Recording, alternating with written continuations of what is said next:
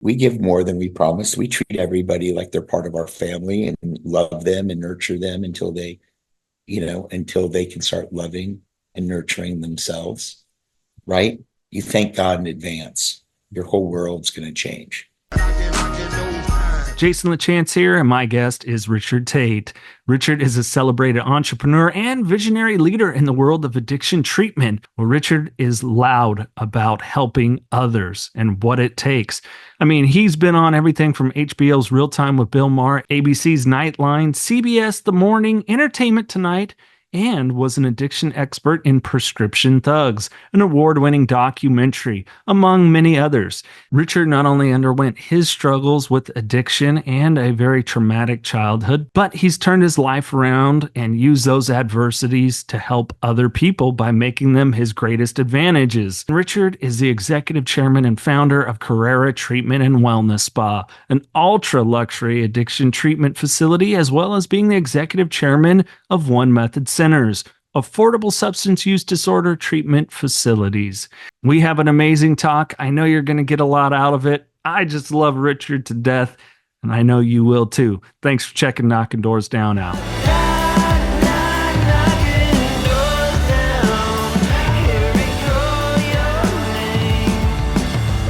Welcoming to Knockin' Doors Down, the executive chairman of Carrara Treatment, Wellness, and Spa, Richard Taite. Looking handsome, good sir.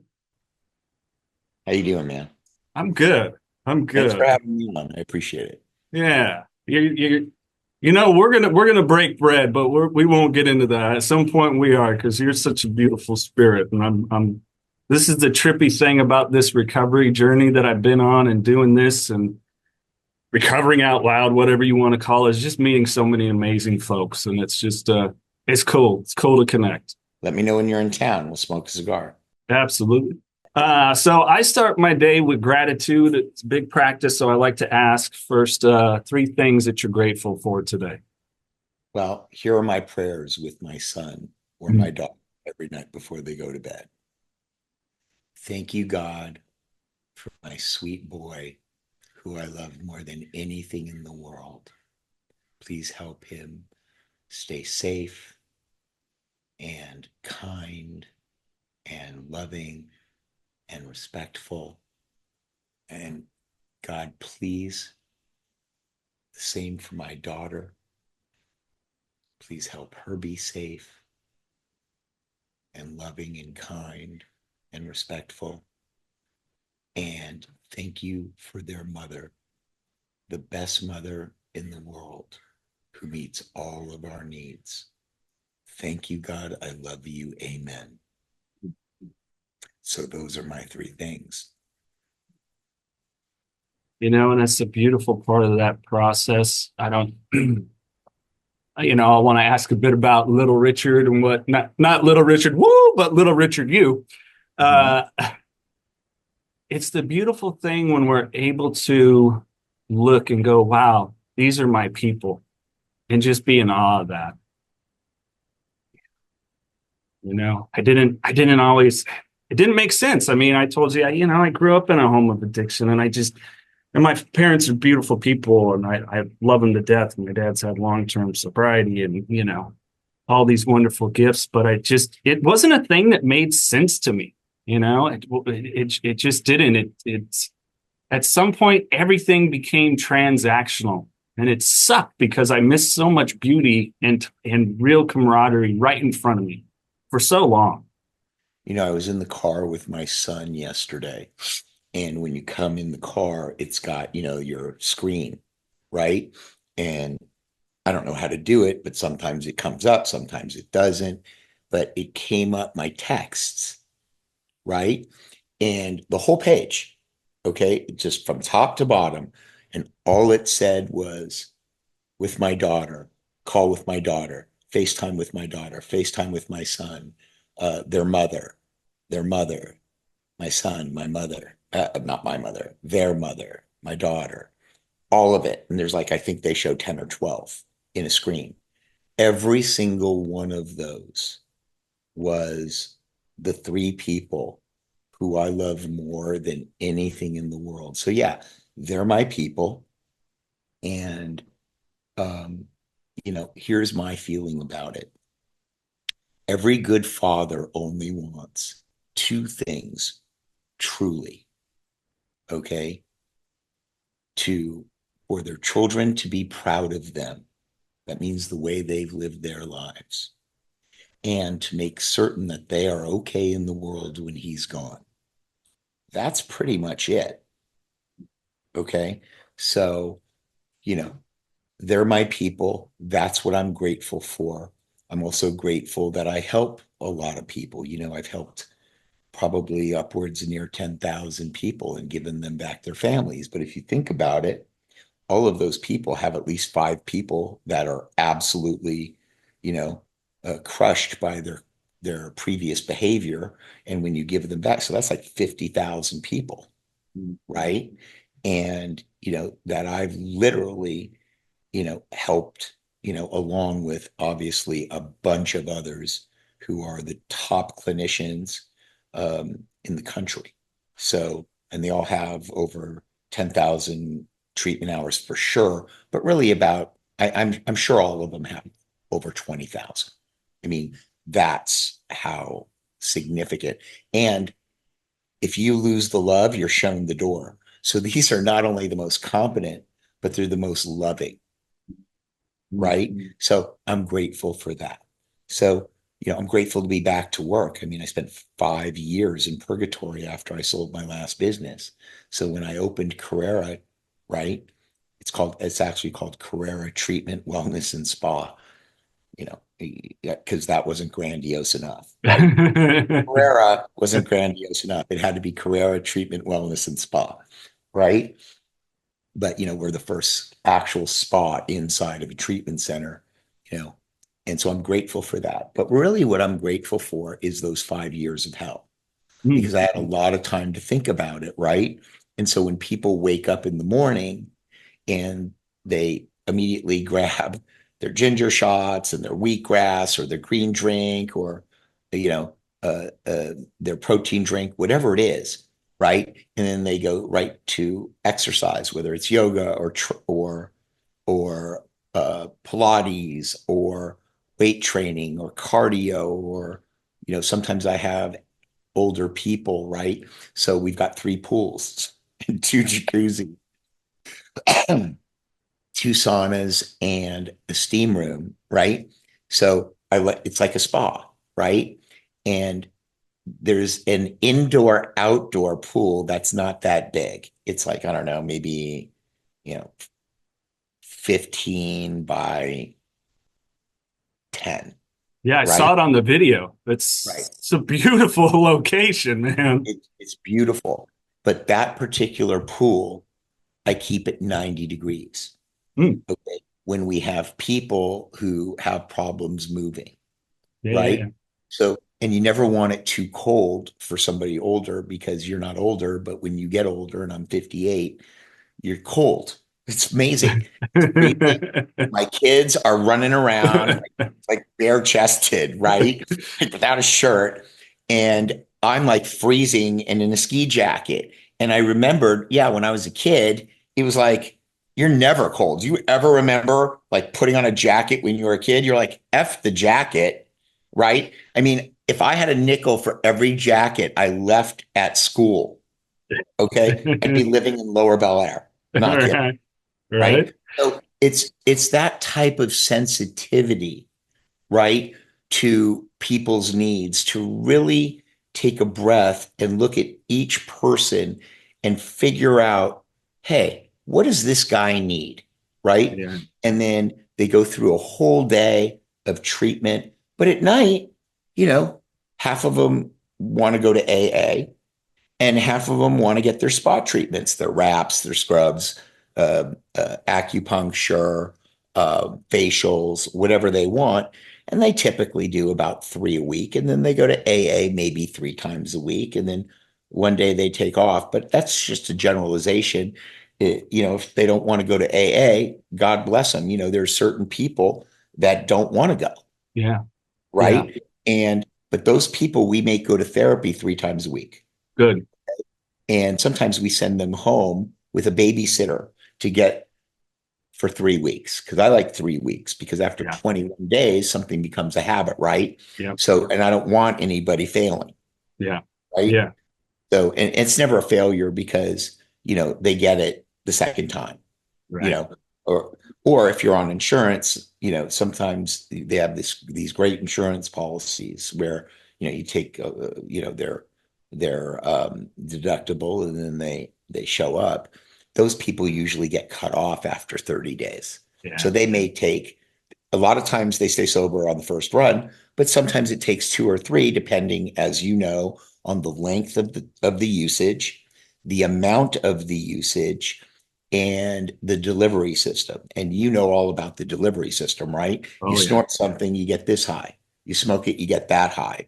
And if you're shooting it, you go that high, right? So all 3 of those things have an influence over how long you're going to need treatment. And of course, what stage of change you come in, right? You come in at an action stage, you're there 30, 45 days. You come in at a pre-contemplation stage, which is complete denial. Okay, you're there for 3, 4 months, right? It is what it is. Hey, sorry for the mono. Sorry for the mono. You're good. You said something near the start of that was really intriguing to me when you were talking about the previous treatment center that you had sold and then being like in purgatory for 5 years.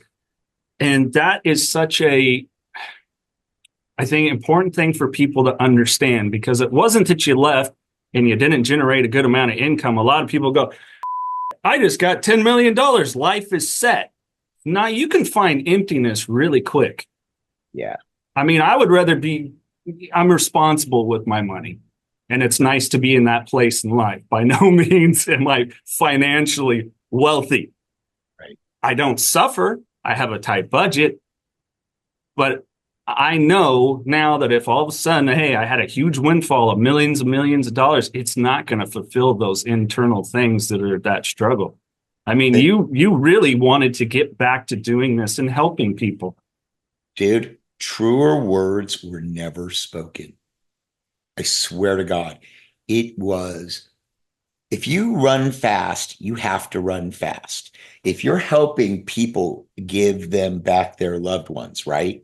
And, I've got an affordable center too, okay, where they can, a lot of times, because we're in network with a couple insurance companies, a lot of times you pay a $500 deductible if you even have to. But sometimes your out of pocket is met. But for $500 on a lot of occasions, they can get 30 days of treatment at an affordable treatment center that I bought that used to hold itself out as a luxury center, right? So I heard it's the nicest in-network center around, but I don't really know that for sure. It's just business development people came in, like, we might have had 100 of them, and clinicians and all this stuff, and they were blown away. They're like, this is an in-network center? I'm like, yeah. And me, I don't know. I only know one way, like really nice, right? Because we're not punishing anybody here, okay? They've punished themselves enough. It's like kicking a horse when they're down, right? I mean, I don't subscribe to that nonsense, right? It's all, they come in and talk about grateful, okay? Do you know how, they're stunned. So I'm sure they're grateful at some level, to whatever level they can process when they walk in. But I'm grateful that I've hired the best souls on the face of the earth. And because I can't be there anymore, I'm there like a couple times, 3, 4 times a month, right? And it's just to make certain everything's cool and, love on the clients a little bit, speak to them a little bit, see what's going on. Maybe I'll go to their therapist and say, hey, why don't you try working on X, Y, and Z? Because that's where the sweet spot is, right? But I'm so grateful to have a place that actually works, man. It's like, it gives me such self-esteem. It does. I monologued you again.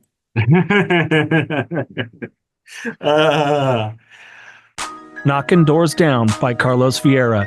Now available wherever you get audiobooks. I wasn't done partying, and I didn't want the binge to end. I think I knew that when I finally got home, I'd have to face what I had done, and I wasn't ready to do that. Being responsible for my actions wasn't something I was looking forward to. I had abandoned my wife and baby, my family, and my business. I wanted to avoid the shame of returning to what I had left behind. Even though I was not yet going home, I wasn't sure I had enough resources to continue the binge. Click the link in the podcast description to find out more.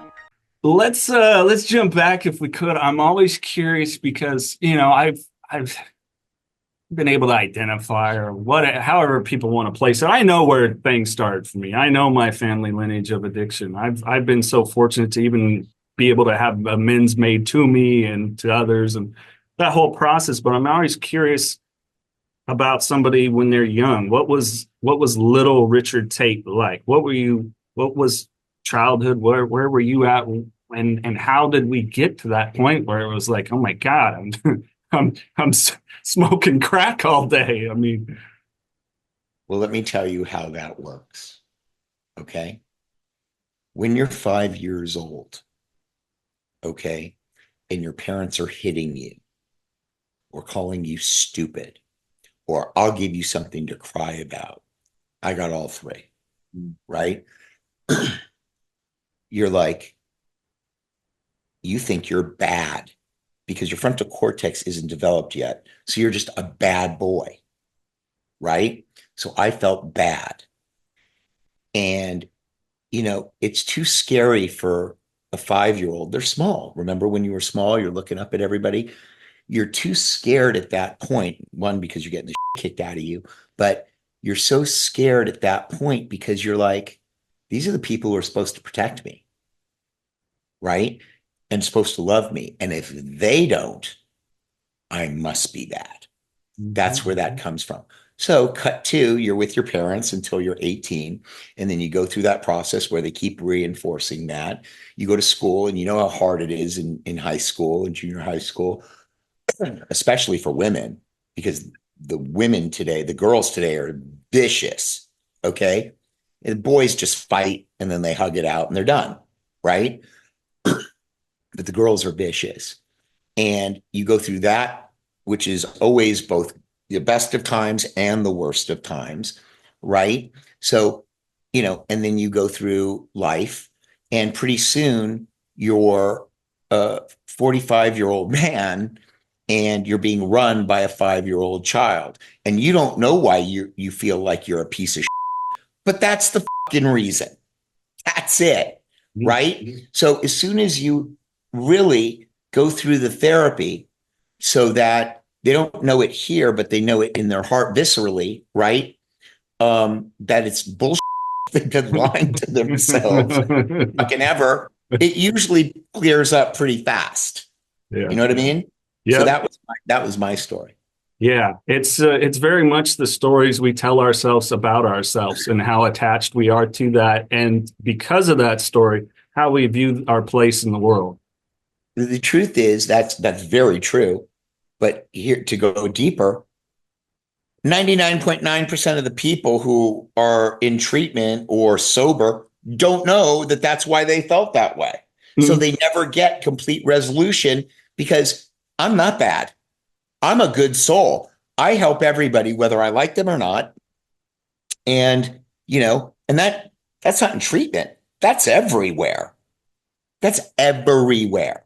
Yeah. Right. So I'm a good soul, but it wasn't until, maybe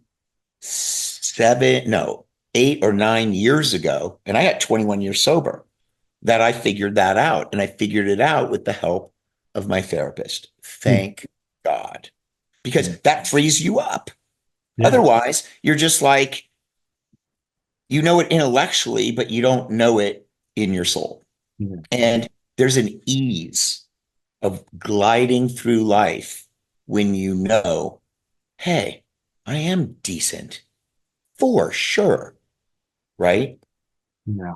Yeah. I struggled with that I think it's why I was in and out of 12-step rooms frequently, because I would sit and continue to Like there wasn't that any sort of spiritual shift. I was really tied to this story, Richard, that I believed, grew up Catholic. I'm Portuguese background. We're baptized at 7 months in the womb. And I knew there was a God that I loved, but I just didn't believe there was a purpose that God had for me and loved me. And it was when I was able to really go through, you'll hear that spiritual awakening, and to have one, to literally hear finally a loving voice in my head. And it wasn't me and it wasn't anybody that I knew. Like, I'm getting the chills. I don't think the camera could pick it up because I remember it, that it was like, oh my goodness. And once I knew that, I was, you know why? Because I could never go back. Why would you want to go back feeling the warm blanket of God? I wouldn't, but the lazy side of all of us that we have, it took a long time to dim that voice. And I wouldn't. It was a beautiful gift, but I know that there's that lazy little, it sits there, and that's just I have to keep at bay, that I still have to continue to fight and be conscious of. When I was getting my beatings as a child, and I always got it with the belt buckle, eventually I got punched. I remember one time getting punched in the face. And I'm like 12, right? I mean, I've got an 11-year-old and a 14-year-old. I mean, and because I'm bad, I deserved it, right? But now that I'm not, right, I look at my children and I'm like, I've never raised a hand to my kids. I've never even screamed at my kids. Do you know when my kids get like focused and like stand up straight and like, yes, daddy. Okay. When I lower my voice, hey, that's the money shot right there. Okay. So they straighten right up. Yeah. I call it I was talking with a friend, I call it the Jake the Snake Roberts. And he goes, what the are you talking about? I'm like, a professional wrestler. If you go back in the 80s, you had, who's also sober, you had like Hulk Hogan, hey brother, what's going on? And the Macho Man, all these guys. And he would get up there and he would just tell you what he was going to do methodically. And you would watch the TV and he would stare right in that camera. It was like, oh, like I remember those things. My dad, he was the guy with the look. It was a look. I don't remember my dad really ever yelling. It was just the look. It's the look and the low voice. Absolutely. You don't ever have to do that. Yeah. So I thought you were talking about Jake the Snake Plummer, the quarterback of the St. Louis Cardinals, but I'm older than you. I went to college with him. Shut up. I went to ASU in 96 when he was there. He was great. Very underrated quarterback. Agreed. The biggest regret I have is not going to the Rose Bowl. I could have got tickets. It's like, why didn't I go? Do you know what my regret was? And I like this conversation, right? Because it's about a joy of living. Yes. Okay. You've got to have a joy of living because we've had such a bad time. So I got a CEO who best in the world. I mean, I could give you bang, bang, bang every incident, but then you go, whoa, but we're not about that.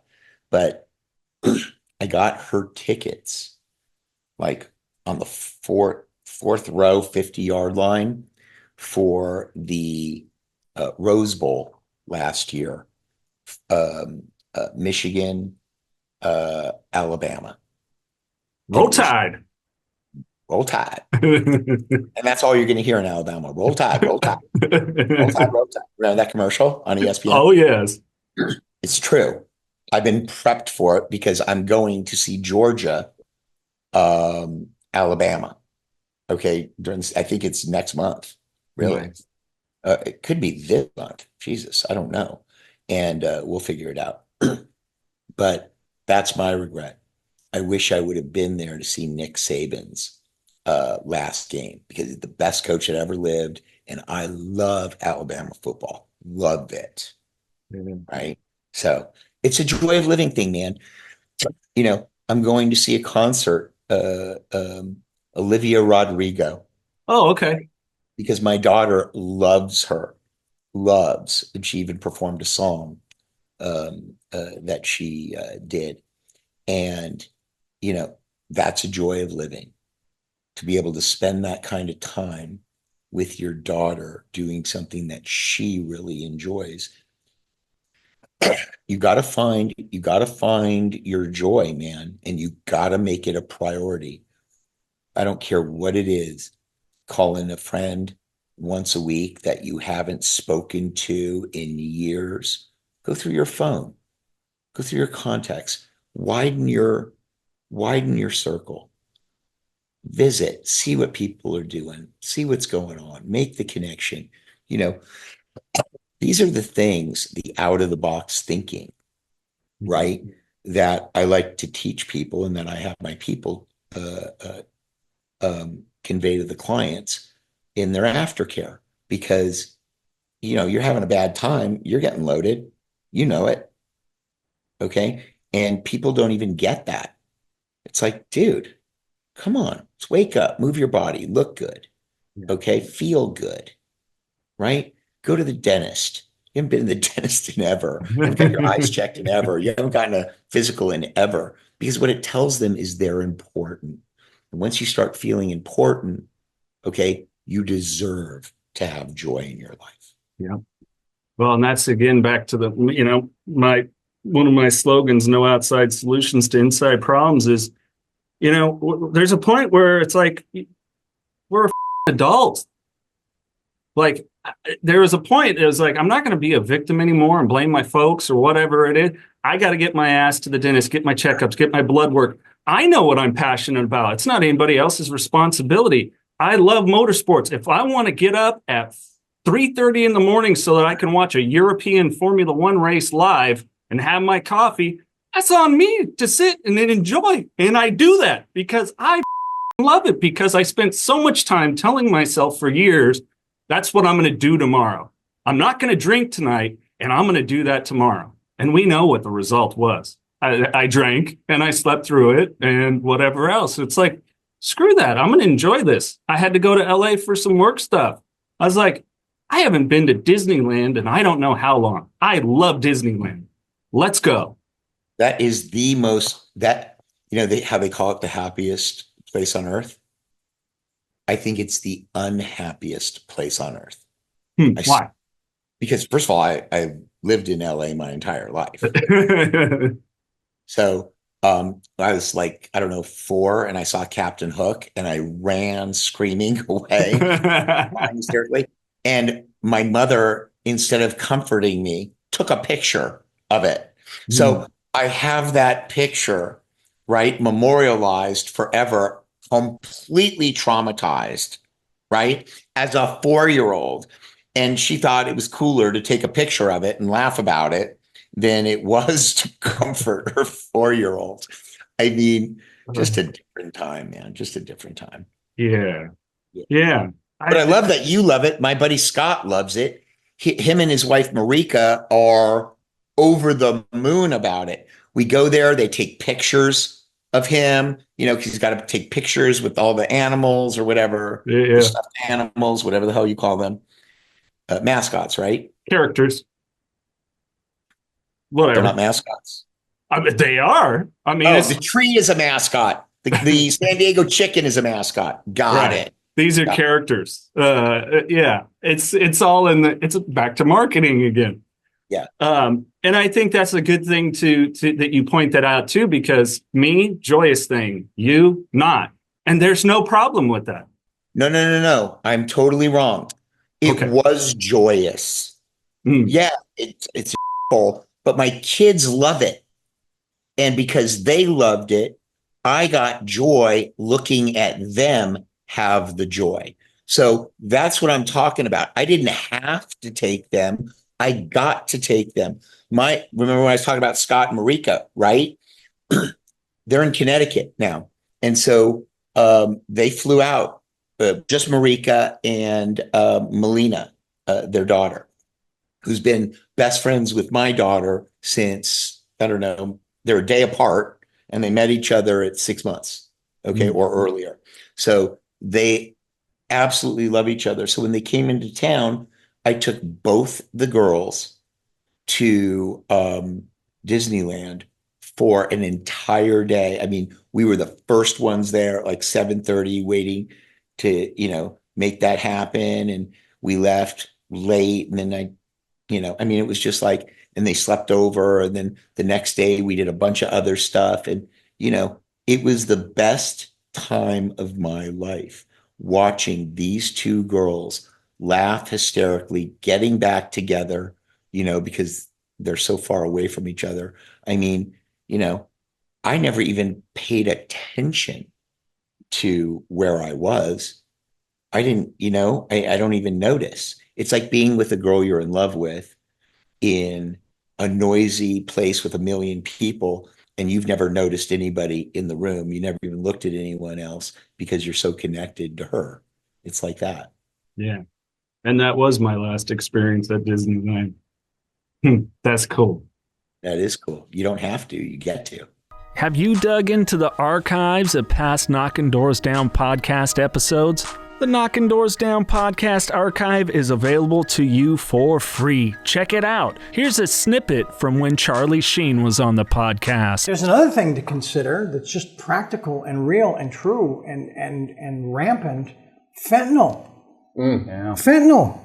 You keep around with street drugs these days. I mean, there's a 90% chance that it's going to have fentanyl. And there's a 90% chance you're not going to survive it. This episode and so many more in the Knockin' Doorz Down archive. And while you're at it, hit that subscribe button, give this video a thumb up, leave a comment, and share with somebody else that you know will get value out of the Knockin' Doorz Down podcast. I think too many people,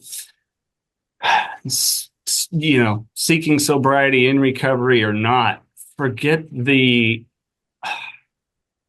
and I know I did, forget how honored and privileged I really am to get to, and there's some days I don't, people don't believe me when I say I'm an introvert. They're like, what are you talking about? You host events and MMA things and all that. I'm like, yeah, because a good paycheck comes with it, and it's a skill set I have.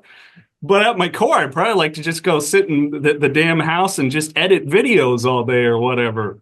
But I know it's not good for my soul. And it really doesn't align with my values. Thus, if I don't know that, then I've got no purpose. Like for me, to be able to reflect is like, so many people talk about purpose, and they ask, well, how did you find your purpose? I said, because I finally knew what my values were. Right. That's important. My buddy Charlie talks about that all the time. And he's a motivational speaker. And he's only been doing it about 5 years. And he's gotten so good at it.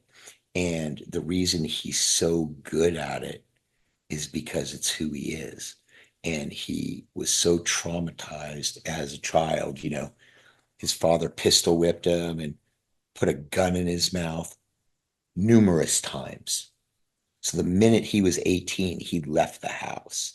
And he became, he's an elegant man for sure, but he was so damaged when I met him about 15 years ago.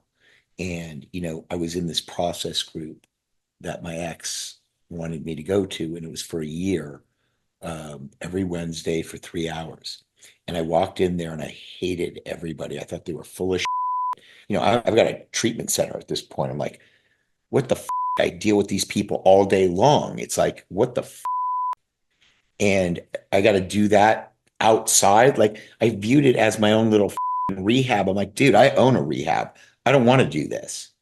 But then there was this guy there and he was crying constantly and he shared that story. And I was never going to go in again, ever. I went 52 times in a row. I never missed it because I was afraid this guy was going to kill himself. And he was a good soul. So we would go to dinner or coffee every week afterwards. And I really befriended him because I adored him. And he was sick. And I just couldn't risk it. I couldn't risk it, And then when I sold my business, right, you know, the wire hits Friday. Saturday and Sunday are slow days anyway, so I don't miss going to work. And I get there Monday, and I get in the car to go to work, and I realize there's nowhere to go. And I worked with all my friends, right? 90% of them. And I got nowhere to go. And I went insane. I was as angry, and I got sick. I'm doing nothing, right? And nothing to help others. I mean, I'm getting my life in order. I'm doing a lot of things that I put off for so long, you know, health-wise. But I was miserable, absolutely miserable. And I called Charlie because I didn't know who could help me. I knew I could help me at my best, but I can't just get my best when I'm up, right? And be like, oh, here, cut yourself in half. Here's the good half. Help the bad half, please. It's like I was stuck. So I called Charlie because he had put his life back together so well. He was so solid. He was solid, completely evolved, completely measured, elegant. And, you know, we went through the values thing. He goes, let's get back to basics. And we went through, here's a great story. We went through the values, and he's going, is this one of your core values? Yes. Is that one of your core values? Absolutely. This one? For sure. Honesty? No. He goes, and he looks at me and he goes, honesty is not one of your core values? I said, no. He said, I don't understand. How could honesty not be one of your core values? Yeah, for the people that are just listening, my face is perplexed. Carry Right. on. Oh, I'm going to give it to you. I'm going to give it to you. And I said, is this your list or mine, Charles? And he goes, dude, I just got to know. And I said, okay, I'll explain it to you this way. You're in love with your wife. In love. You have to leave town for 48 hours. She goes, gets a drink with her girlfriend, right? She has a little too much to drink. And these two beautiful men, beautiful, okay, are showing her such attention, and they're hitting on her, but in such a sophisticated way, she's enamored with it. And then she realizes, you know, a threesome was on my bucket list, and I've never had a threesome. So they go back to their place, and she's on her way home crying. And she feels so bad about what she did. And I've got a crystal ball. So let's look at it for a minute. She never tells him. Well, let me go back. She rededicates her life to him in such a way that this guy wants to leave town all the time because he came back, and she's so much more loving. And she was already loving. So much more loving and so much more nurturing. And their communication is so much better because she's realized that wasn't love. I got the best thing in the world going over here. Let me ask you a question, man. Yeah. And they grow old together. So old that, you know, they do what their old couples do. They are wearing their Depends and using their walker. And what do? They go get the mail, because that's the big thing for the day, right? Right. Okay. But they're like birds of a feather flock together. They're like lovebirds, right? They're like lovebirds, right? Let me ask you a question. And then they go on and they're holding hands and they pass together. So beautiful. Let me ask you a question, dude. You want to know that she had a threesome? You might be asking the wrong person who's been put in too many scenarios. No. Listen, it can be simple. Wait, simpler than that. Prior to the relationship, or is No, this you're during? in the relationship. You're in the relationship. You're married. You have a loving partner. Maybe you have children with them. Who the hell knows? but it was a loving relationship. It was magnificent. Sure. Right. Sure. And then she comes back from that experience, never does it again. Right. I can't believe you're still thinking about this. This is like water's wet. Yes. Because I think without transparency, I think you don't get the total connection that I believe you should with a partner. But I just told you you do. But I just told you this is how it ended. But does it sit with any false principles behind it? I don't even know what the that means. So I mean, I get this person, maybe there's something that they needed to explore, but I think when you make that kind of commitment, you are committing to to your vows, and you're talking a very person has very damaged perspective of marriage too. Right. But bro, Go ahead. You've committed to your vows. And I think when you're in violation of those, I think you have to be transparent if you want to restore those. Oh, okay. Well, I would never forgive that. So I wouldn't want to know. And I never, ever judge somebody on their worst day because I don't ever want to be judged on my worst day. Oh, true. Right. Or my 100 worst days. Okay. I don't want to be judged on that. Okay. So hey, we can agree to disagree. You get your own experience, but I get mine. But every person I've ever asked other than you, and I've probably asked this, I don't know, 400 times, there's not one person other than you that said, yeah, I want to know. Except for women. Women want to know. Oh yeah. Not one guy has ever wanted to know. Huh. Yeah. But like you said, you had damage from your last marriage. So it's skewed a little bit. Had you not had that experience, I'm still batting 100. Yeah. Well, and I come even from my own withholdings and my own violation of the vows that I promised that I violated. I don't get a blame. So for me, like it's a big deal. Like I'm a do as I say guy. I gotta walk the walk. If I don't, then I might as well go drink again. So it's a big, huge deal for me and who I am. Like if I say I'm going to get something done, I mean it. And if I can't do it, I'm going to say it. So for me, that's like just huge. And I know maybe this is different context, but it's just how I operate. Like I believe in under promise, over deliver, but your promise better be something really good. And do you know what that's called? Accountability. Okay. I was going to say integrity. Okay. And you're accountable to yourself for the level of integrity you want to show the world, right? I mean, there's various levels of integrity, but really the way I think of it is nobody's perfect. No. Right.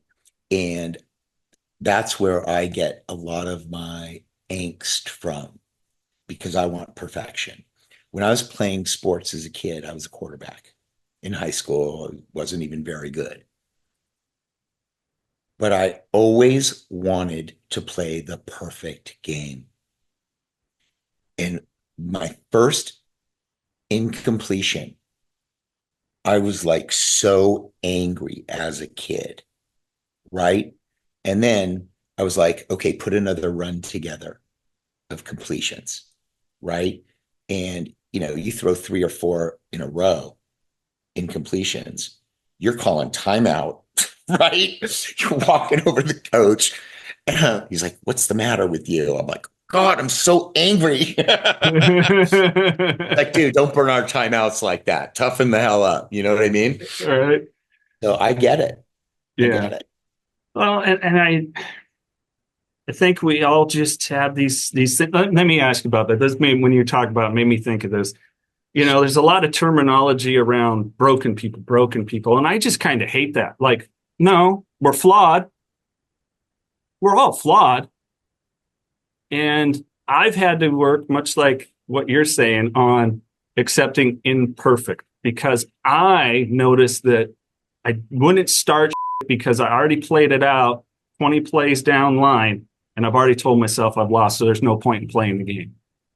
Right. And I think a lot of that was around this ideology of being broken. No, flawed. Like, I had an instance maybe a year and a half ago, Richard. I come home. So this is how it is with my girlfriend. She's like, "Are you okay?" And I'm like, "No." She's like, "What's wrong?" I'm like, "Babe, I really apologize. I was at Target, and this gal was in yoga pants, and she had a great ass, and I had really lustful thoughts, and I'm really sorry." And she just started chuckling. She's like, "You never think I see an attractive man when I'm out and have some thoughts? Like, you're okay." I'm like, "Oh, thank you." She's like, No. Next thing you're gonna say is thanks for forgiving you. Like, there's no forgiveness here. Thank you for being open, but you're good. You're a man. Your brain is already geared to, like, I was like, oh, I feel very just loved in that moment. Flawed. And I don't even know that that's a flaw, but I was so conflicted by that. And she looked great, Richard. Oh my God. Uh-huh. So, yeah, but your wife probably didn't, or your girlfriend, when she's looking at her hot guys, she wasn't thinking about being stuffed, right? While she was doing it, she just said, "Oh, she's handsome." That wasn't your experience. So, Yeah. so there's a little difference there. Oh, Lord. You said the word flawed, and I like that, but I like the word damaged better. Because damaged means it can be fixed through therapy. That's just how I think of it. So if you're damaged, we need to get you undamaged. Well, how do we get you undamaged?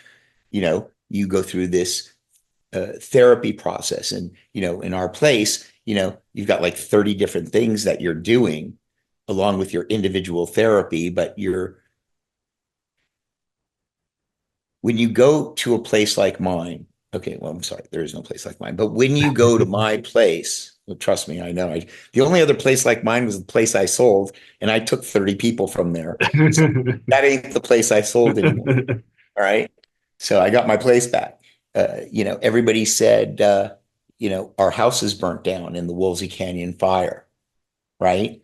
And I'd see my old employees after I sold up there drinking coffee in the morning, crying.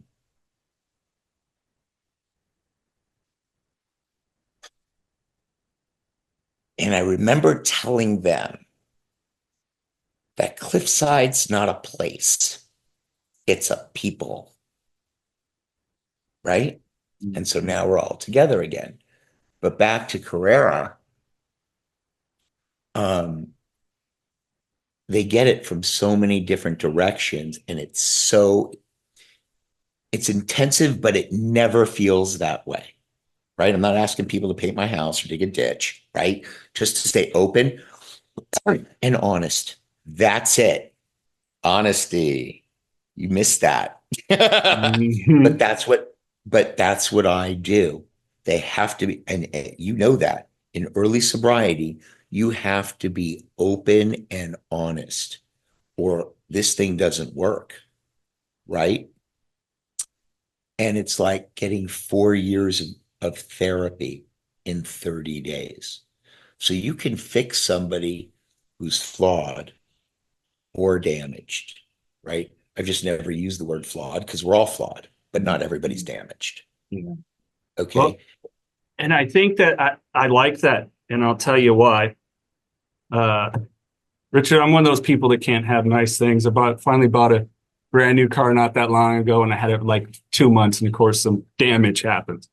But I now have skill sets in my adult life, and I like to tinker that it was able to get this stuff fixed, right? Uh-huh. And I think that's important. What you've shared too about your own personal journey through therapy is, yes, we can fix the damage, but guess what? Other situations are going to come up where you might get a little damaged again. But you're going to have some more tools to really work through that. And don't worry, you really don't have to do it alone. You never had to do it alone. And I think that's hearing you use the word damaged. And I'm going to assimilate that and start using it myself, because I think that's a beautiful way to look at it. For me, I'm a visual guy and I see it. Here it is. I'm going to ask you about the title of Carrara here in a second, but you have this beautiful Porsche Carrara. I love Porsche. And you get a little fender bender. What do? You take it in, you get the damage repaired. That doesn't mean it's going to be the last time that thing gets damaged. Could happen again, but you know where to go. You know who to ask for help. All right. So the first thing I'm going to do is let you know, because I'm sorry if I triggered anybody who's watching this. I'm 21 years sober, right? And I'm so comfortable in my sobriety that I use a crack lighter to light my cigars. It's a cigar torch. Come on. So I apologize for triggering anybody in the you're not sitting there with a pookie burning your fingertips off, No. Richard. You're having a cohiba or something. That's how it was. All right. So I wanted to say something because you mentioned that I couldn't have nice things. And I've never heard anybody say that. Now I've got a concussion. I'm sure I've heard it, but I don't remember anybody saying it exactly the way I said it. And I want to tell you a story. I didn't have a place to go. I think I was about 32, right? I had nowhere to go. And I was like, I couldn't afford rehab. I couldn't afford even sober living. I couldn't afford anything. So I humbled myself and I went to my mother and I said, can I please sleep on your couch? And she said, okay. And I'm on our couch maybe not even a week. I think it was 6 days. And, you know, it's Sunday morning and my sponsor is expecting me to pick up the bagels, right? And take them to our Sunday morning meeting. And so I get in the car from the valley, because that's where she is. I've got to go over the hill to the city, right? Buy the bagels and then go into West Hollywood, right? To the meeting. And as I'm going over the hill, for those of the people in LA on the 405, you go over the hill, it's like this, right? From the city to the valley. And then there's this circular hotel that used to be a Holiday Inn, right? And now it's renamed something. So I get to the apex of the hill and I'm going down and I swear, hand to God, every single light goes on the dashboard and the whole thing dies, right? And this is I've had this car for 5 months. I bought it for $2,000, okay, from a kid who I went to the last sober living with, but again, couldn't afford it this time, okay? So going over the hill, it goes down. I'm smoking a cigar, not a Cuban, okay?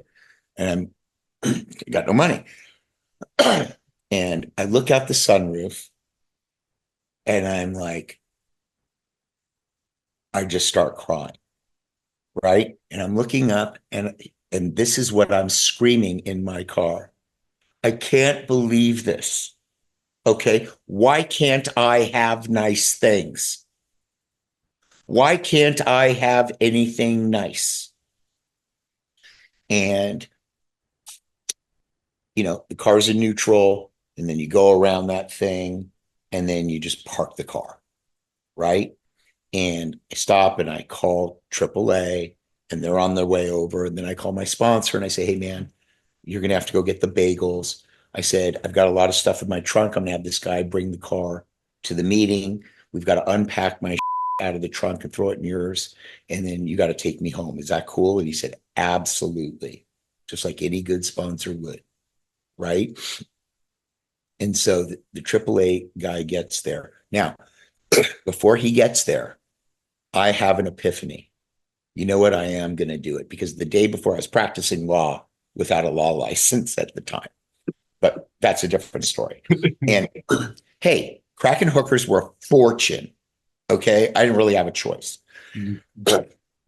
So I'm I'm sorry, where was I? The concussion.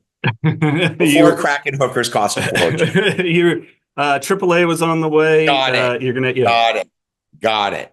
So the day before at the law office, right? I was doing workers' compensation, and this dealer came in, not a drug dealer, a Mercedes dealer. And I always wanted this one car. It was a Mercedes E-Class, with the circular things back in, it was the late 90s. I think it was 98, right? And I always wanted this car. So while we were talking and I was signing him up as a client, hold on. Can you hear this nonsense? Nah, it's not really. Cool. A little bit. Cool. And I said, just out of curiosity, how much is a car like this? And he's like 56,000 or something like that, right? 52, whatever it was. And I said, oh yeah, I can't do that. Can't I rent it? And he goes, because we just don't know better before we get our together, right? And he says, yes. I said, how does that work? And he said, well, we could do it for $3,500 down and I think it was $530 or $560 a month. And I'm like, okay, well, I can go back to work and make $500 a month. And, I had in my business account $3,800. So I tell the guy, I said, hey man, be at this address. I give my mother's address. I said, be at this address at tomorrow at 5:00 on the nose, please. Not a minute late, please. No problem. They're there at 5:00. Oh. Now, back to I'm sitting there, AAA comes, right? And, the guy doesn't have a flatbed, so he puts it on this nonsense, right? You know how they do it. And I guess he forgets to lock the key, to lock the steering wheel in place. And so when he turns around, I'm in the front seat, turns around, the car fishtails, and those wooden signs that are put into the the cement islands, right? The one that says 405 north this way, south that way, and then it says 25 miles an hour around the turn. The car pulls that right out, totals the car because it fishtails. And now this guy's insane. He can't believe it. I'm going to get fired. Oh my God, I can't believe it. I'm so sorry. The whole thing. And I'm like, babe, relax. I was never going to drive this car again. Hand to God, I would never do that. Just take me so I get my stuff out of the trunk and then you keep the car. Oh my God, I'm going to get in so much trouble. I thought I was going to have to smack this guy just to get his attention, right? Like, hey man, I'm not around. I need to get this AA meeting. Okay, can I have my sponsor leave? I mean, it's like, I was going through that bullshit. And what I think that was when I had that epiphany and I said, why can't I have anything nice? I think that was a prayer that was answered right there because I got the story wrong because it's been so long ago. I was crying and asking him why I couldn't have anything nice. And then on key, the lights went on. And for me, that was God's grace. It was like he heard me. It was something that I know it's material, man, but you know what it's like. It's not like going out when you have money and buying more, which I hate. This is living on your mom's couch and treating yourself to something that you thought was way out of your capacity. So I think that's a beautiful story. Now, the funnier part of the story is the guy comes up and I hand my mom a pack of papers like this to sign. She's like, what's this? And I go, oh, that's for my new Mercedes. She lost her. She's in bed with the flu. Get out of here. What's fucking wrong with you? You've got a couple days sober, right? I was like, oh, you're not into it. This is where the honesty comes in. Oh, you're not into it? Don't worry about it. I go into the other room. I sign her name on every page because I have the guy waiting in the hall, right? Say, hey, man, here it is. Thank you for waiting outside because my mom was sick, took possession of the car. And I go, thanks, Mom. And she's like, what? I said, got my car. And she went ape and she said, and I forgot about this. Your license is suspended. You don't even have a license. And I was like, oh my God, I totally forgot about that. Right. So I tossed her the keys. I said, okay, well, it's only for another couple months. So I tossed her the keys. I said, there's your Mercedes. Tossed me the keys to your Honda. No problem. No more, no more upset. No more upset. Right. And, and then because I'm sober now, I did well in the next 3 months and I ended up getting her one too. But the funniest part about that is on the last day, the first day, I no longer had a suspended driver's license. On the way home to pick up my car and leave her hers, I totaled her car. Oh, right. So I think that is hysterical. That's why I bought her the car. Right. Oh, that's funny. I just thought that was a funny story. And it once again goes to show that the importance and power of looking at it as life is happening for me, not to me. That's right. You know? That's the accountability piece. Yeah, we will. I think there's just this thing about maybe people's mindset, and I'll speak for myself. That mine was once, I will pray, and I will expect the outcome, and it doesn't work that way. It doesn't work that. It does. I thank God in advance. I thank God in advance. Okay, that's critical to me because I'm so heart-centered and God-centered, right? I talk to God all day long and because I'm not that bright. Okay. So I feel the pull. And when I feel the pull, I go that way. Right. Right. I think that's why I'm blessed because, the meaning of life, if anybody ever asks you, is to be of maximum service to God and to your fellow man. Agreed. The end. Okay. That's mine. Okay. So, I thank God in advance. I think God's will is your will. And the only time that doesn't work out is if you're not willing to put one step in front of the other and go get it. And the other time it doesn't work out is when what you hear in the rooms, it was better than you ever expected. So sometimes God's not going to give you X because Y is so much better.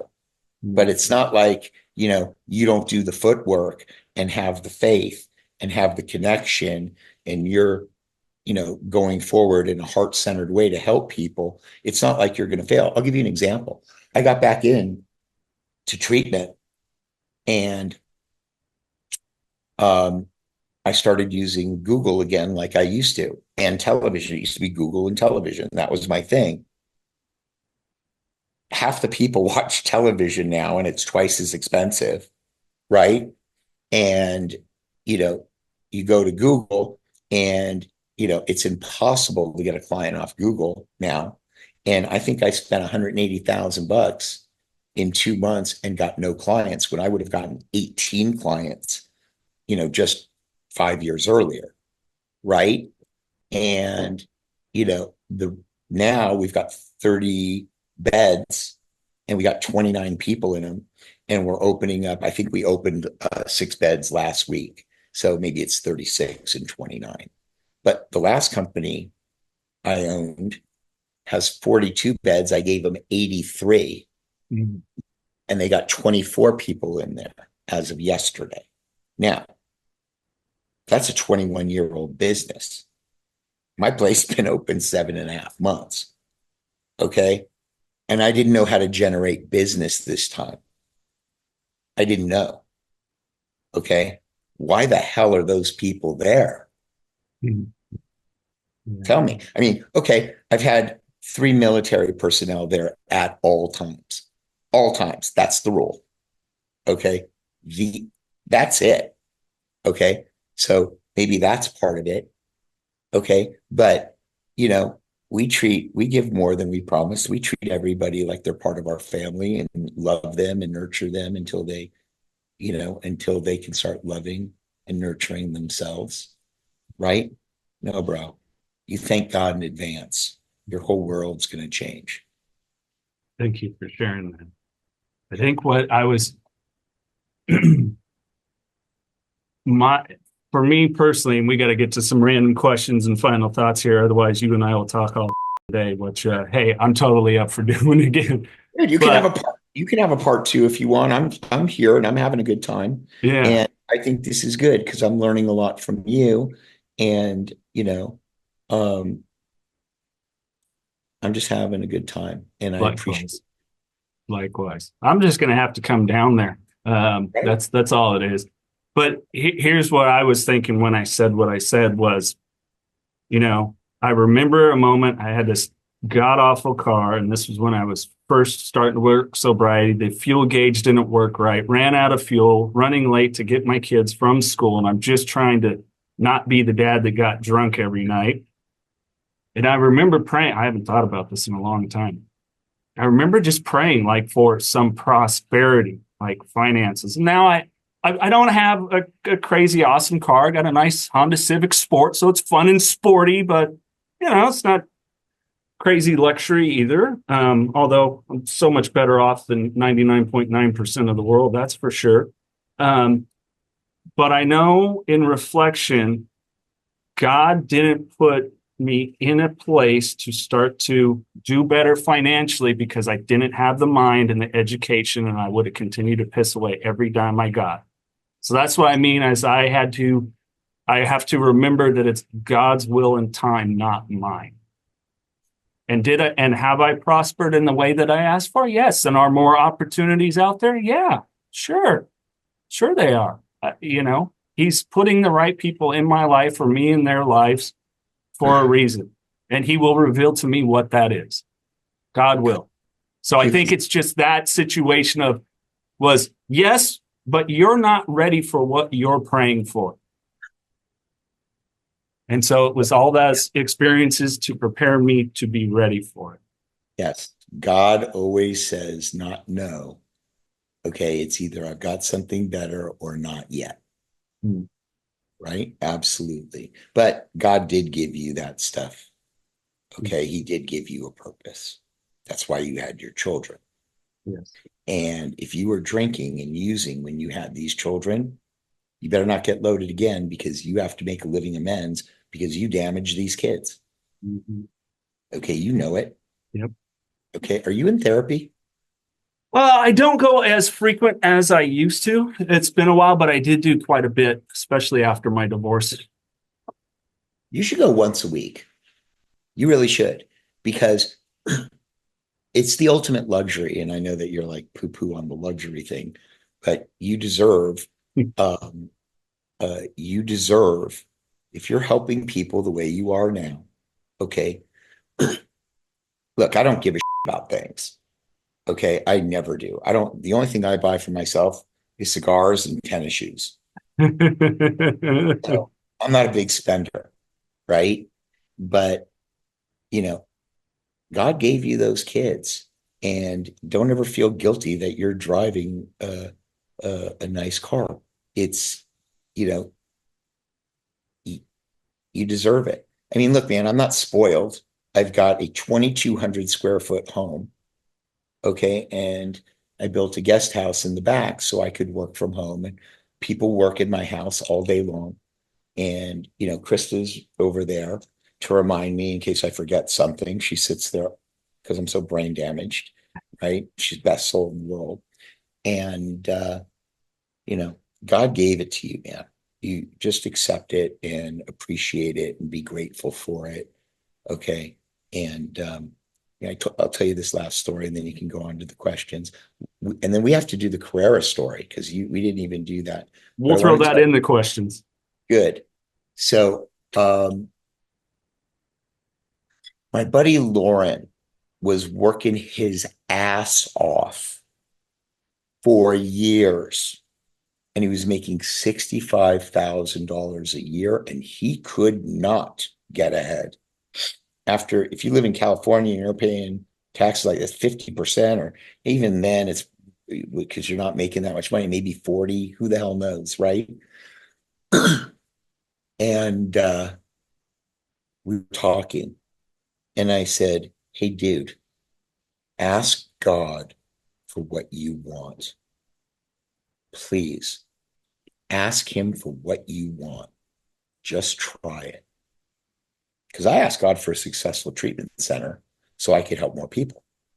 Because remember, I like perfection, and drug addiction in the United States isn't fixed. And so I'm not perfect. And, I'm just a bitch. And, this is my head chewing on me, right? So I said, please just go ask him for what you want. So he prays and he says, I want $100,000 job. That's what I want. Hand to God, within 2 weeks, he had $100,000 job. And so we're sitting here hanging out at the house. And he said to me, I feel like I walked over to the ocean with a teacup. And I said, dude, your fault. I told you to ask him for what you wanted, not what you needed. Right? That's it. I've just lived longer than you, dude. I just have more stories. But thank you for loving them. Yes, I do. This is what I'm looking forward to when we figure out a time to fellowship in person. I'll just come over and hang out. Howdy. Absolutely. All right. Random questions. And then I'm going to ask you for the final thoughts. And of course, if you want to find out more about Carrara Treatment, Wellness, and Spa, the link is in the podcast description there. So yeah, let's jump in. First story. Yeah. Do me a favor.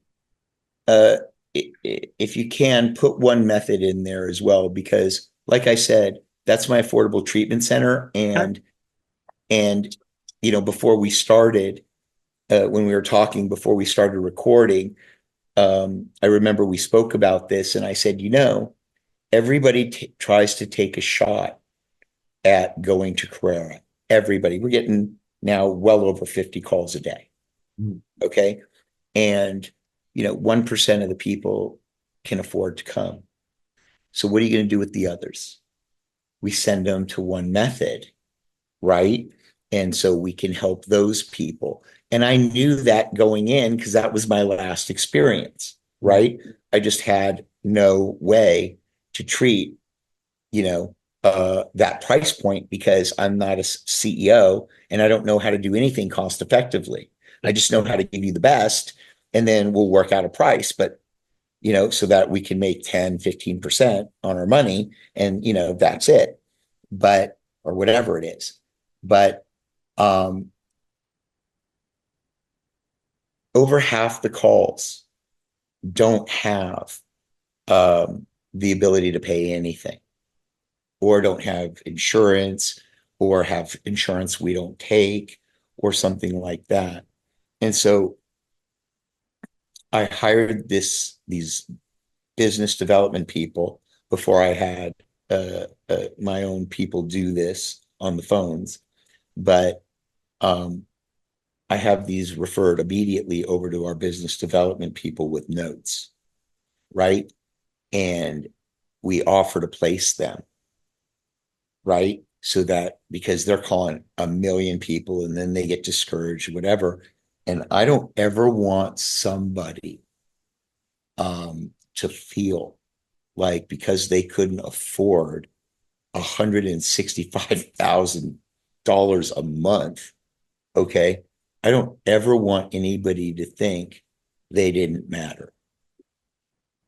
And I already had to cut one person. He was a new person. He wasn't the old one that we invited in because to work with us. But when I found out that he just didn't give a shit about that he wasn't doing that, I just got everybody in a room in the admissions department.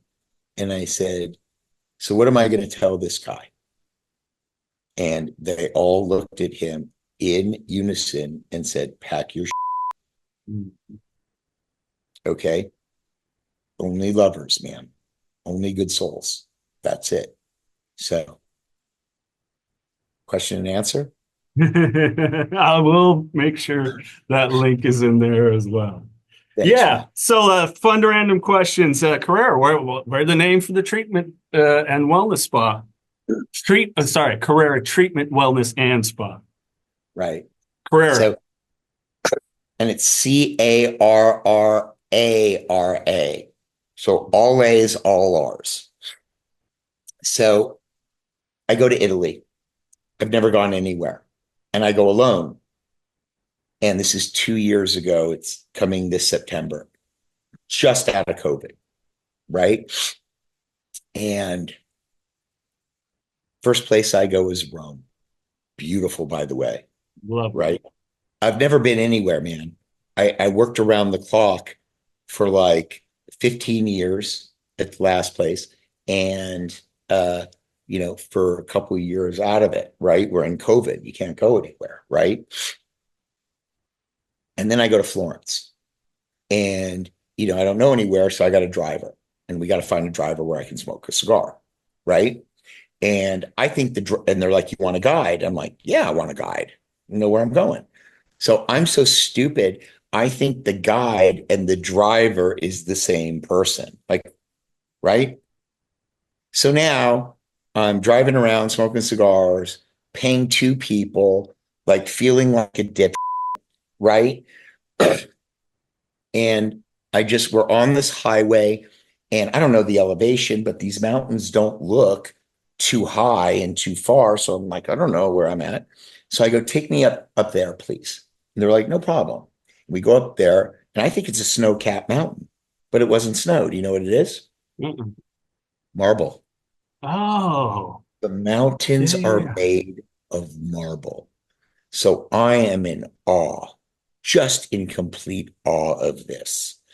And so I'm like, this is the most amazing thing I've ever seen. And so the guide says, oh, well, they give tours. You go into the mountain, it's all marble. I said, take me there. Right? So we get there, he gets out of the car, he works it out, he comes back and he says, hey, man, there is no tours today. So I'm like, I'm never coming back here again. It's taken me 56 years to get here, So I get out of the car and I go meet this guy. And the Italian guys are the salt of the earth, man. They just are. They're the best people ever. The women too. Like the kindest people I've ever met in my life are in Italy. Okay. If you don't know the asshole in the room, you're it. Okay. I mean, and I was always it, right? In Italy. And I walk over to the guy and I said, hey man, I don't mean any disrespect. And I said, I hope you don't take offense to this. And I start, and I give him some money. And I said, will that buy me a half hour?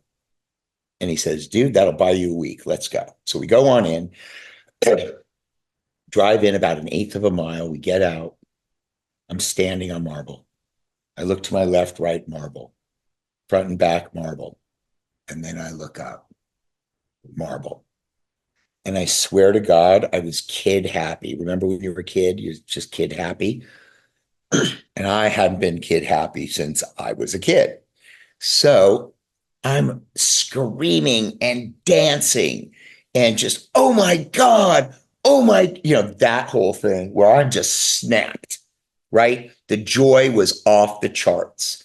So we're loving each other and everything. And I'm like, okay, guys, I've got to roll. Okay. This has been the best experience of my life. Because I started getting codependent. It was like 35 minutes. I promised them 30. They're like, no. I was like, can't do it. Right. So we go down the hill. It only takes 10 minutes. And then we drive across this sweet little town. And then it ends. The town ends. You know where it ends? The Mediterranean Sea. Oh. Right? So there's this gorgeous building there. And I said, they got food in there? They're like, yeah. They said, but it's a private beach club and you're not going to be able to get in. So I grab a handful of cigars and I go, I'll be back in a couple hours. And I walk in and I make friends with the maitre d', right? I give him some cigars and I tell him where I'm from. And then I just wanted to look at it and everything and whatever. Turns out the guy's the owner. He goes, come eat. Right? So he sits me on the beach with this umbrella and these gorgeous white linen tablecloths with fine china, and with my feet in the ground on the beach, grounding, eating the best meal I've ever had in my life. And I'm staring out at the Mediterranean Sea, and the sun is glistening off of it like there was 1,000 million diamonds in the sea. And it was magnificent. And then I turned around and looked at the marble cap mountains, and I swear to God, I thought I died and went to heaven. So I called our place Carrara Treatment, Wellness and Spa, over the town, after the town Carrara. And that is like, I love that. Well, and to have such a wonderful,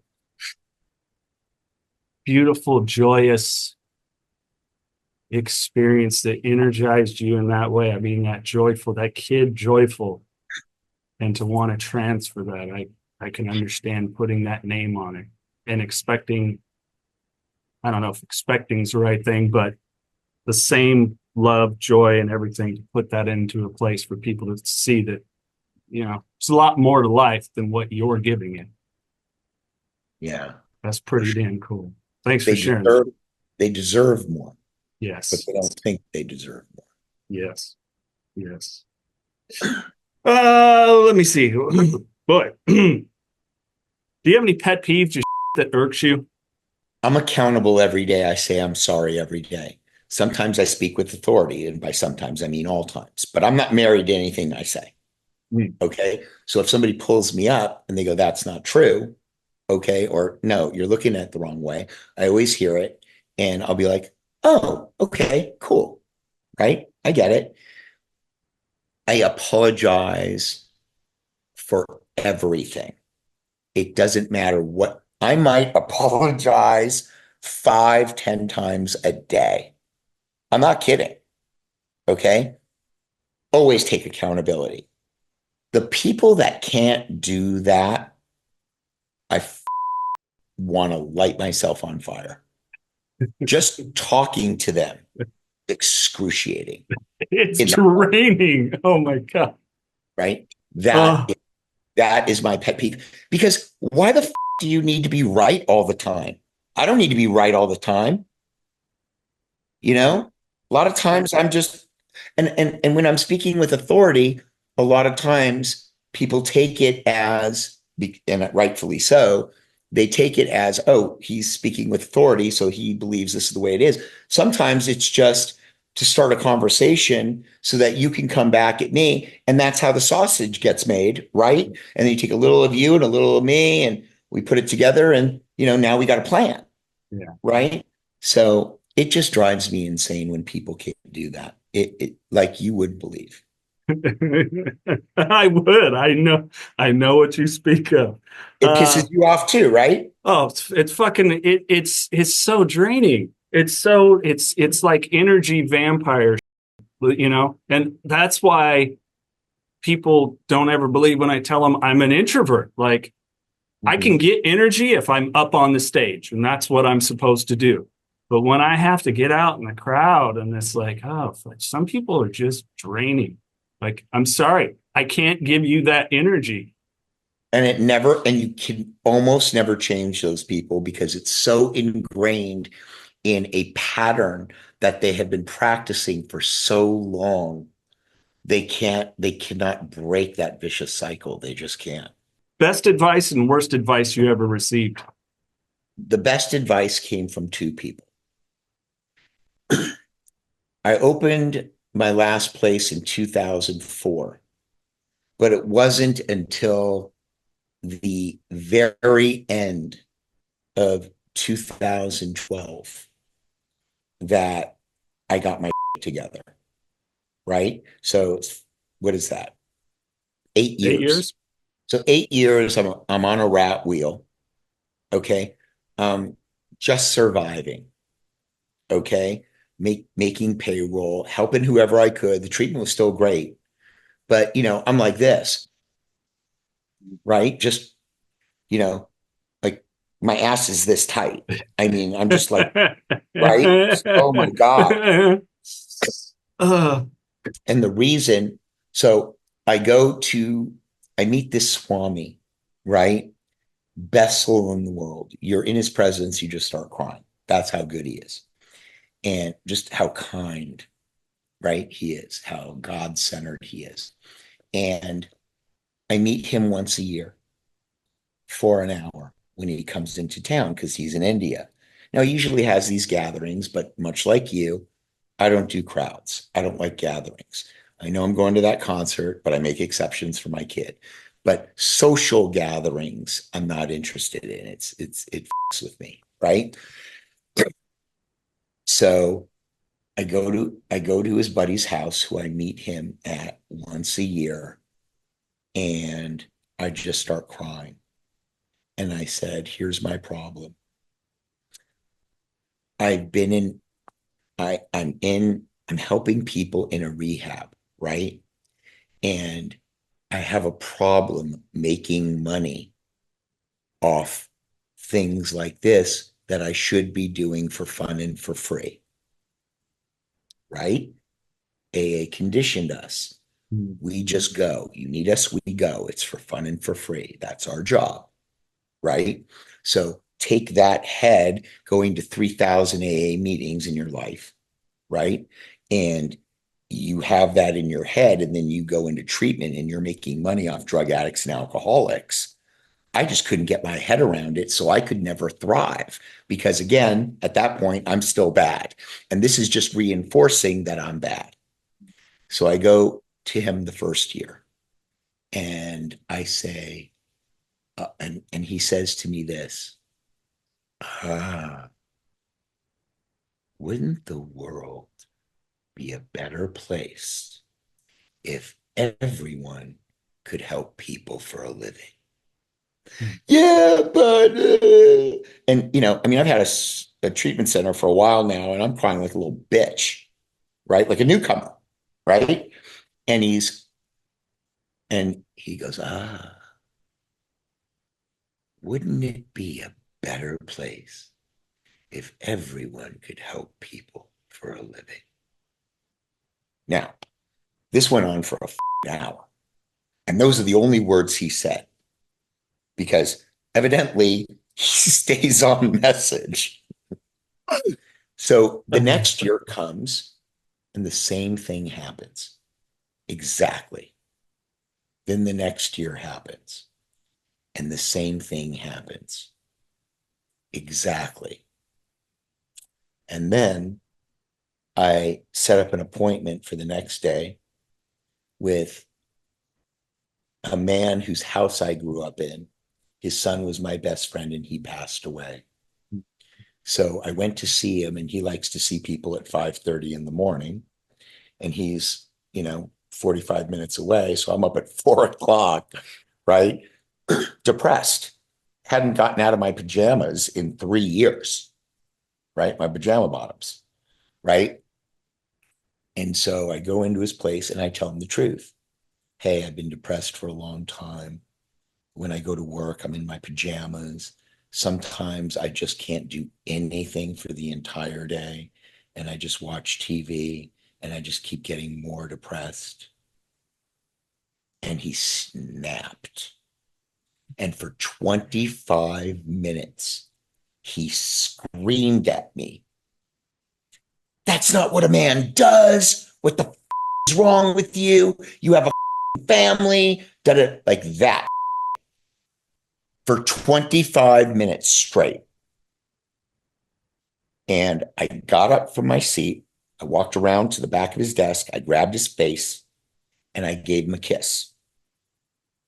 And I just start walking out the door. And he goes, So we're good? And I go, of course we're good. You don't think I knew what I was coming here for? Mhm. I said, I love you. And he said, I love you too. So it's both people. It was the carrot and the stick. And I needed both of it. And that was the best advice I've ever gotten. Because without that, I'm helping 6 to 12 people at a time. I mean, my average was 9 people for years, right? And, you can barely make a living, and you're always worried that you can't pay your employees and you're struggling. So, I'm eating top ramen, right? Uh, uh, you know, taking care of my daughter because I didn't have my son yet, and and the mother of my children at the time, and and they freed me up, and then I was just went like this because I was good with it. Because if he said I was good with it, and after 3 years, because I'm slow, after 3 years, I believed it. And it was part of my DNA. Yeah. So that's the best advice I got. The worst advice, who knows, man? I don't know. There's so many idiots in the world. Never underestimate how stupid people are. Uh-huh. Right. Yeah. So it could be anything. It could be, I don't know. I just don't know because I just filter out the horse. I was asked, the reason I started using this question, Richard, and I've never talked about this on here, but I was asked on a podcast that very question, worst advice, um, and this was after crashing my car on purpose and divorce, all these things, and a buddy of mine going, and he no longer, by the way, you don't have a drinking problem. You just need to give yourself like a week or two. You're going to be fine. You want to go to the bar? Really? I was drinking a 30 pack a night. And I don't mean I started at noon. I mean, I started at like 9 o'clock and that was until 2 a.m. Like 6 beers an hour. Yeah, I'm not an alcoholic. Go yourself. Okay. Anyways, hey, this is where I ask you for the Jerry Springer moment. Just there's so many people struggling. You and I know it. Overdose is the number one killer in the world. We have so many families that are becoming more and more fractured. Just words of encouragement, of hope that you might have. Maybe even things you tell your kids. Just some wisdom. I was watching something. Somebody said it to me. I never read my own press, right? But somebody sent me an appearance that I was on at some point. I think it was in 2015. And I said, this opiate crisis is the worst thing we've ever faced as a country. And it's getting way, way worse. Cut to, I saw that. Now we're in fentanyl and carfentanil, and now trank, which is fentanyl and tranquilizers, which Narcan doesn't work on. I don't even know how I would get somebody sober like that, dude. I mean, I don't even have a protocol for that yet. Okay. And nobody does. So I'm working it out and I'm going with my doctor and I'm like, well, why can't we just do this and this and this? And then he went, and I was like, oh God, brain damage, right? And it's like, what the hell is that? And he told me, and I've got a concussion. So I'm going to have to revisit it. But that's something I'm going to have to put days into. Like, I'm talking about not picking up a phone, not talking to anybody, so I don't break my role, right? So I get into that one space, and I'll do that for like 20 to 22 hours a day. And I'll pass out at my desk, wake up, and do it again, right? That's how I figured it out. I've been running a spot. I flew people in to do a PSA, parents who have lost their children to fentanyl, and to try to get a law passed in California called Alexandra's Law. It's a gentleman who lost his daughter. And essentially all this is a traffic ticket saying, okay, you got your get out of jail free card, but next time you're going to jail. And you can't get that passed. And I've been running that spot, filming that PSA with all of them up in Sacramento for, I think, over a year now. I'm sure it is, right? And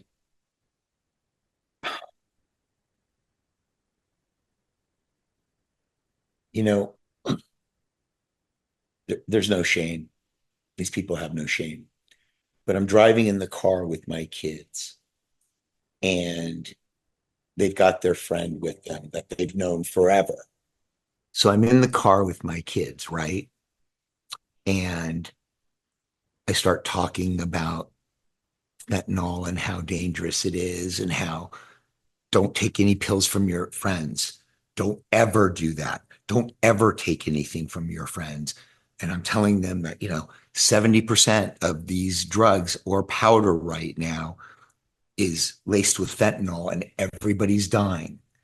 And I see my daughter roll her eyes at me from the rearview mirror. And I pulled the fuck over. And I turned around and I looked at her and her girlfriend and I said, hey, I got 14 years into you.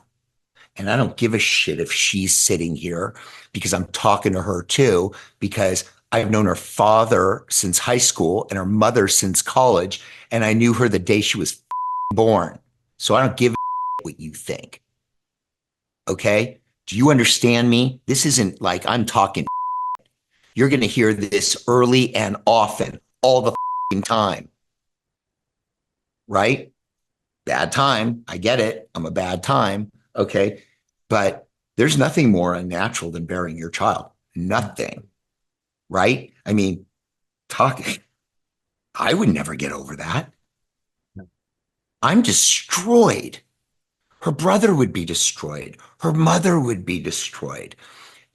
We would never be the same. Ever. And those mothers and fathers that lost their children, they'll never be the same. I destroyed these people so badly that I needed to get them all around a table and do a process group for 2 hours just to put them back together again, because I didn't want them to leave, wanting to kill themselves. I couldn't do it. And, you'll never be the same. So that would be it. Mr. Richard Tate, you're a good man, and I'm really grateful that God has offered in my life's path to make your acquaintance. And I know this is just the first of many conversations. Seriously, thank you for your time. Let me know when you're in town, man. We'll hang out here and we'll do it again. Yes, sir. And on that note, remember, no outside solutions to inside problems, and keep knocking doors down.